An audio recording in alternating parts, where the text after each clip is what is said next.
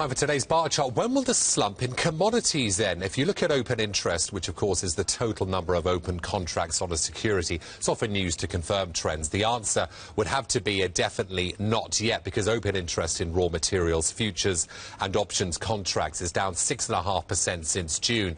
That tells us that investors are exiting commodities at the fastest pace in 6 years. Anyway, let's get to the chart, the Bart Chart today. It's the Bloomberg Commodity Index going back to the beginning of 2014. It's an index of 22 commodities since peaking. See that green circle back on April the 29th. That was a one-year high. It's sunk by 22%. That's a bear market in its own right. During that 8-month period of declines, 19 out of 22 commodities on the index have fallen. It's no surprise to see Brent crude oil as the worst performers, both dropping around 45%. Gasoline, heating oil, natural gas have all sunk at least 29%. Interestingly, outside of energy, agricultural commodities have been hit the hardest. Sugar, 29% lower. Cotton, 27% lower. Corn down 26%.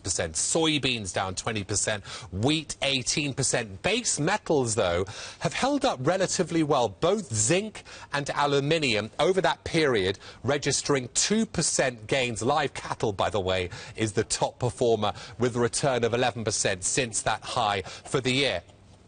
There's laughter. Anyway, the reason why the whole commodity space is under pressure, it's one word. This is according to Societe Generale, is oil.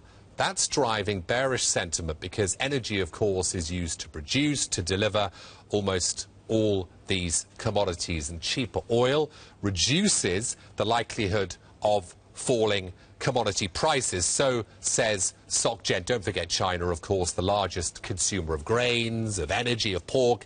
Its expansion next year could be the weakest since 1990. But not all commodities will continue to drop. Some industrial metals will rally in 2015. So says SocGen. So says JP Morgan Chase. Nickel will have the biggest upside, says Goldman Sachs, which says advances in industrial metals will more than make up for losses in agriculture and gold, helping commodities to make, I quote, a boring return of 2.5% in 2015. And by the way, a return of 2.5% for the year is something, and it would be a big reversal of fortune, because this, I'll finish with it, I started with it, the Bloomberg Commodity Index hasn't risen since 2010.